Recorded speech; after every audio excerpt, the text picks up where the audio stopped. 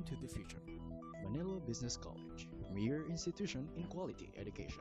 With excellent facilities, a trimestral system school offering a bachelor's degree, a free qualifying examination, requiring an examination rate of 85 to 94% for a 100% free tuition fee, a 95 to 100% examination rate to get a full scholarship. Visit our website or log on to our Facebook page and contact us. Manila Business College, your complete business school. Hey, welcome back. I'm here talking with Pascalain Ginello. And we just before we finished the first part, we were talking about the healthy hair, but also about first maybe, you talked about shapes, and we talked about the fact that if you're cutting the hair of an Afro-American or a regular Caucasian or an Asian, the texture of the hair and everything is different, right? It is, yes. And is that the only thing you look at, or do you look at the shapes of the skull and all of the other things when you're deciding to?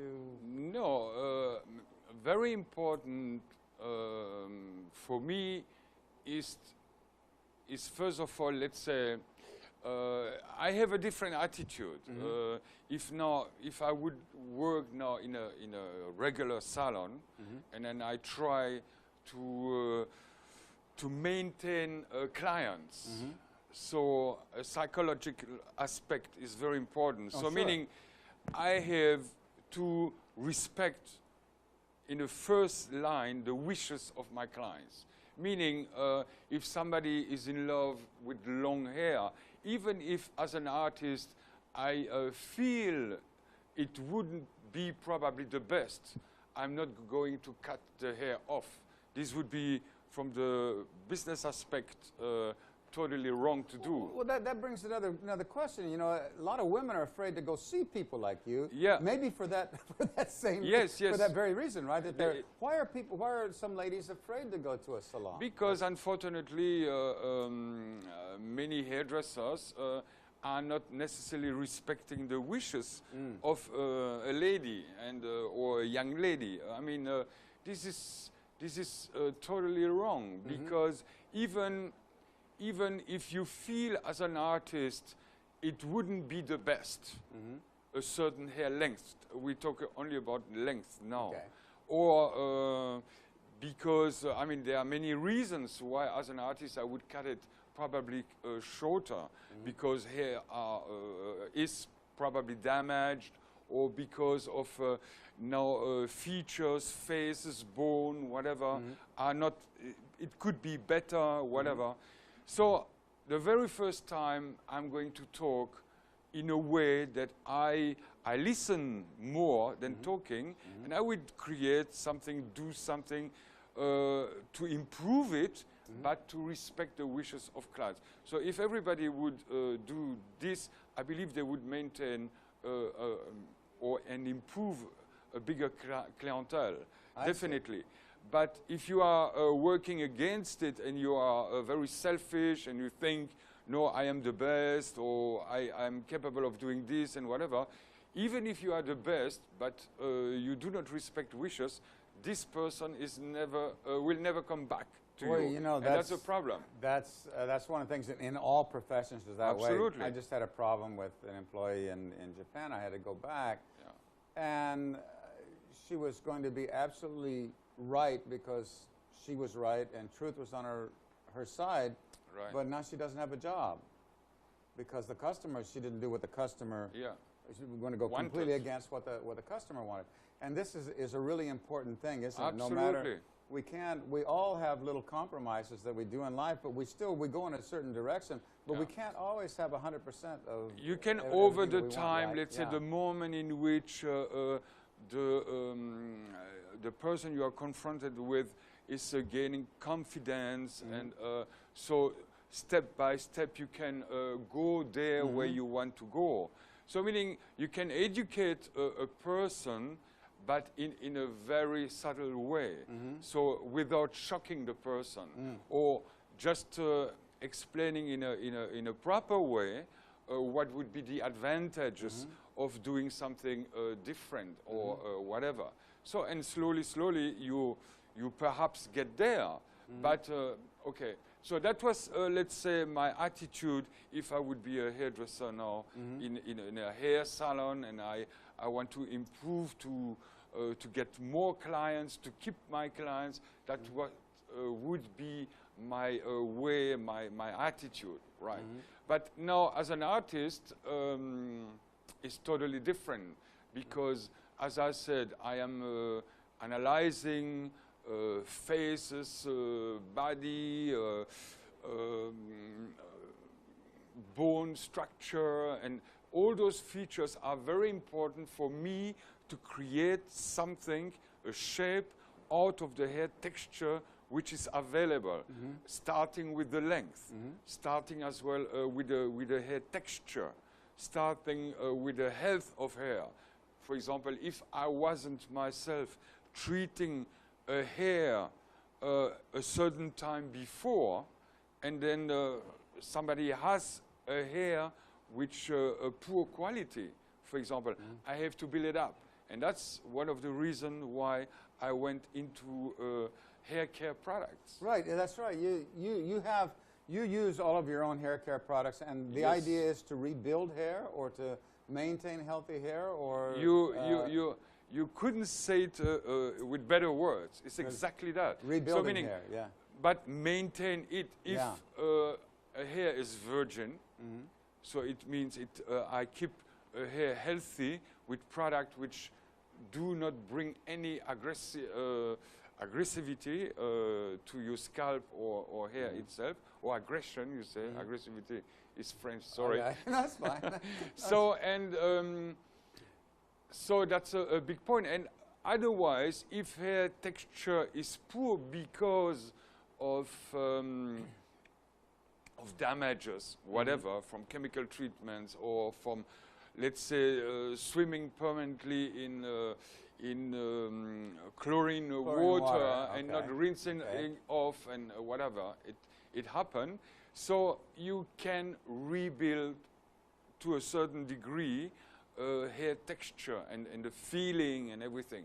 So this is my concentration really with the product. I really wanted to bring improvement, mainly for the reason because for the person it is a much better feeling, but as well from the point of view of an artist, your artistic work itself is much easier.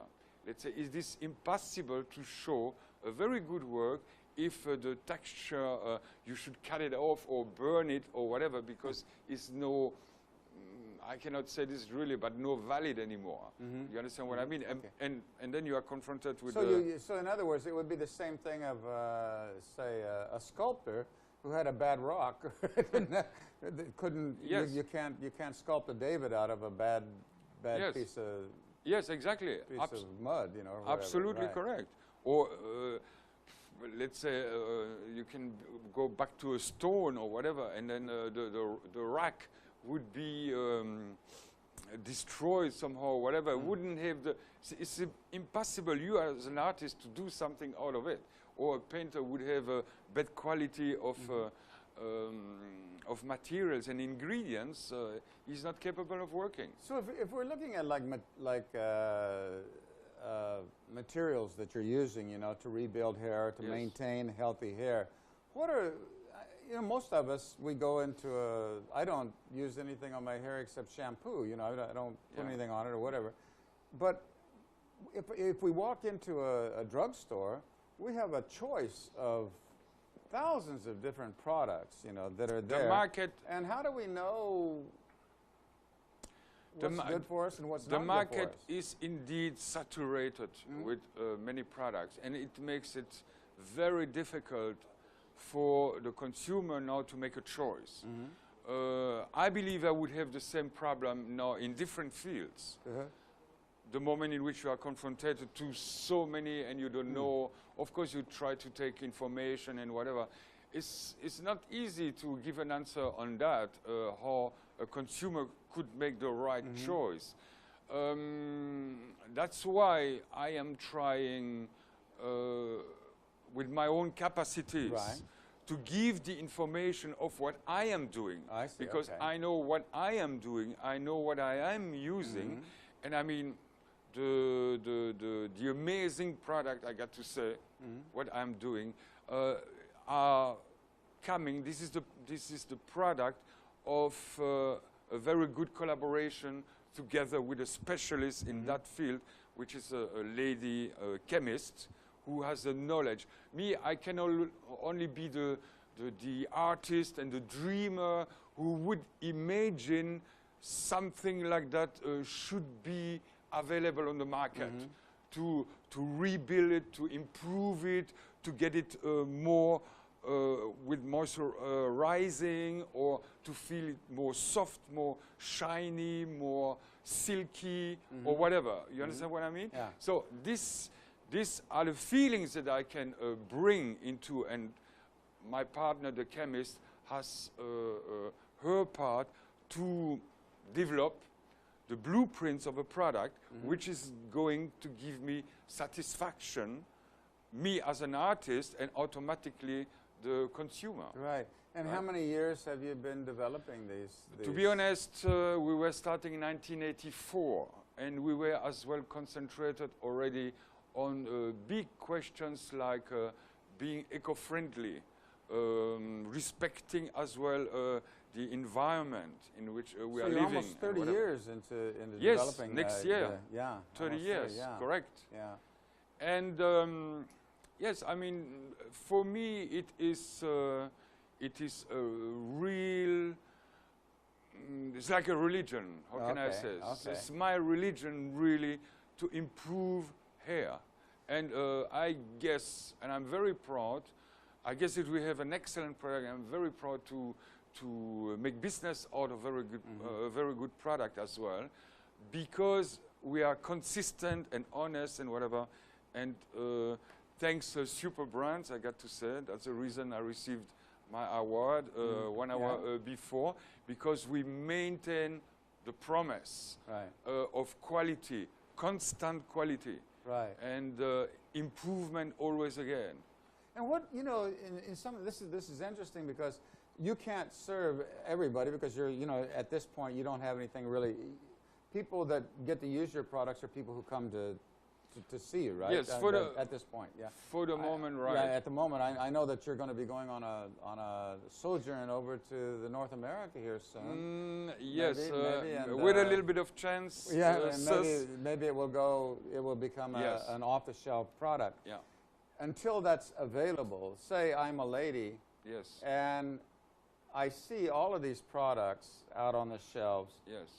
Is there a certain, you know, when we can look at it and see what's in it? Are there certain things we should look for and say, if that's in it, we don't want it? Or is it like, it shouldn't have so much alcohol, it shouldn't have this, or shouldn't have that? Are there any things that could help people in something like that? So I want really to be very honest. I am not a chemist. Okay. Although I have a certain knowledge, you can imagine, after almost 30 years, about name of ingredients, which are bringing advantages. I have a lot of literature about it. I can read and whatever. But I wouldn't be able to say now, be careful with this or be careful with that, whatever. Because anyway, unfortunately, there are many lies out there. Even if, I mean, the legislation say that the ingredients have to be visible. Right. So why, just in case now you would have a problem with allergies, you are going to your dermatologist, and the dermatologist is going to ask you, what are you using? What could be the cause of your allergy problems? So then the patient, in this case, is going to bring all her products or whatever to the dermatologist for reading all the ingredients. You might be allergic against this, against that, or whatever. And that's the only reason why those ingredients have to be written on products. But it doesn't say anything about now really the recipe of the product, meaning in which percentage the concentration it doesn't of have some. That then. So and otherwise, I mean the formula would see the daylight. Oh yeah, and it's impossible. And formulas have to be secret anyway, right? Right. That's one of the so things. and there are many lies because many companies are pushing some ingredients very high. And for example, if you have 1,000-liter container, whatever, where they are mixing and whatever before the filling of the bulbs or whatever, and then let's say you would have 1 leaf of a certain plant or whatever in those 1,000 milliliters. Now, this one leaf, if they are mentioning the ingredients, it's no lie because it's really there. Right. But to which percentage? What kind of effect would do it in reality really to the problem? Almost nothing, because you understand what I mean? Yeah. So the percentage is so really minimum. So, and that's one of the reasons why I couldn't give now any advices. So watch for this or whatever, avoiding you don't know this. what the percentages are. So it is a big problem actually for the consumer because you have the visible, all of the shelves in the on the supermarket. You have probably your hairdresser, which is going to tell you, take this, try that, or whatever. And you have the publicity, television, internet, and whatever. Personally, of course, I try to wake up a certain curiosity in my client. So I never sell, for example. So if I work in a salon, I work and I'm giving the best, also regarding texture, and I'm talking about this. I'm very seldom talking about the Canarian bird, if it is still yellow or whatever. So I'm talking, if people are coming to me, I'm talking about hair, I'm talking about hair health and whatever. So I'm working in a very informative way, which is important. Sure. Because you are paying, for example, your time with me, and you want to have the maximum of knowledge as a woman. Mostly I don't have that for you experience right now. The moment in which, of course, people understood everything and whatever, it can become different. But I mean, the first approach and whatever, this is very imperative to inform people. And so, like, maybe my thing would be, you know, you go in, you get a haircut, you know, it's too short, I don't like that, or you know, for a guy, you know, we're not into it. But maybe for a lady, you know, she goes in for the do, right? Yes. But she's not expecting to get that kind of advice, is she? Or she's not expecting to learn that sort of thing? Yes and no. Do most good hairdressers actually explain what they're doing and the health side of it, or is it not? I don't know exactly. Yeah. I mean, I believe that few professionals are trying, of course, to give information and whatever, but unfortunately not all of them. So, and these are the differences between the one or another. But personally, I believe in working with giving a maximum of information. The moment in which I feel this is a necessity to do it. So because I would have a bad conscience to leave a lady just going away with not having that knowledge.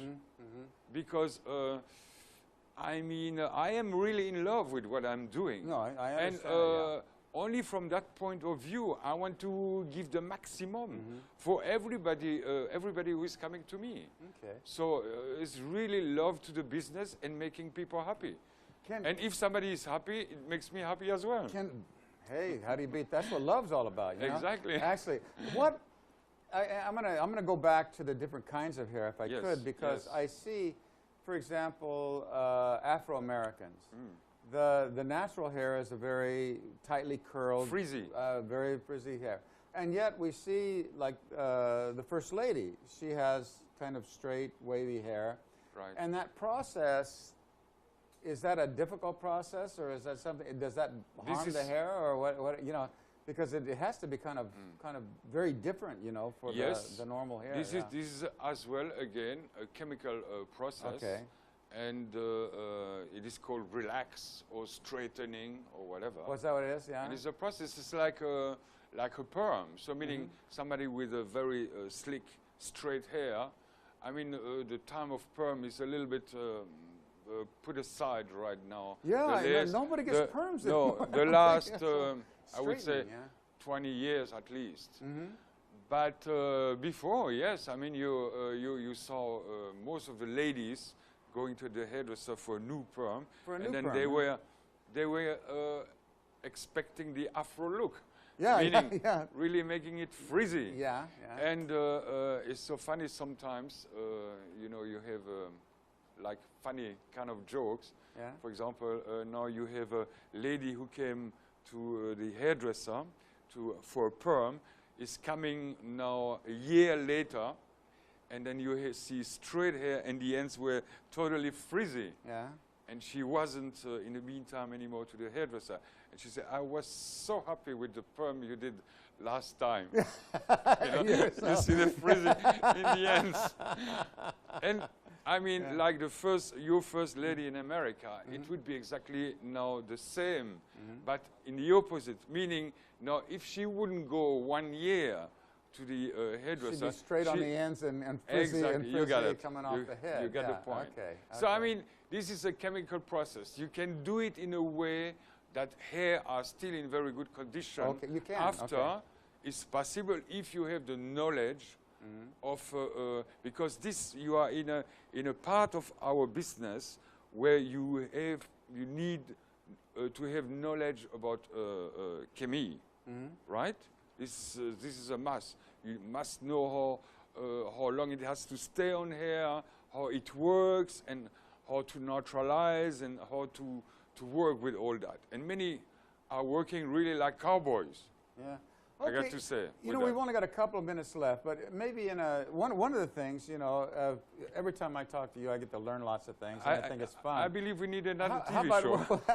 other people, you know, that I don't know. Do you? I know that you have a Facebook, Right. and you have a lot of people on there, right? That come and see, and you give Yes. little hints and things on your Yes, Facebook. always Yeah. again. I mean, I'm helping even normal people sometimes are asking me a question and whatever. And as much as I can, if I can help. And all they have to do is I'll look do up it. Pascalain Ginello, right, on Facebook. Exactly, Pascalain Ginello, and they're knocking my door. Knock on your door, and there you are. And maybe if they're in the city here, Yes. they might even want to come over and So, get their hair done. if they want, Makati but City, the main thing you're is in all Makati, welcome. yeah. but even Mandaluyong or Global City or whatever. Wherever, yeah. But the idea is that you're not just a person who does hair. You're a person who lives hair. Right. And Because I'm accepted.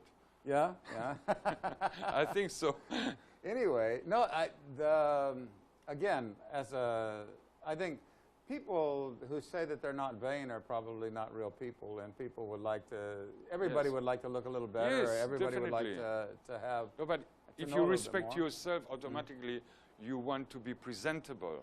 And being presentable and no more being the slave as well of your hair or having problems like a bad hair day, with me it doesn't exist anymore. Okay, no more bad hair days. No, it doesn't exist at Well, all. I try to keep mine. Mine's about ready. I'm going to come over and Larry, see you. you need a haircut. I do need a haircut. I'm going to come over and see you. Right, And with all you great other pleasure. folks out there, if maybe next week you could see what my hair looks like and see what Pascalain has done for me or to me. Pascalain, thank you so much for coming on the Great show again. pleasure. It's always lovely to talk to you. And all you folks out there, thank you again for inviting us into your homes. It sure wouldn't be any fun without you. And so until I see you again next week at this very same time, straight ahead.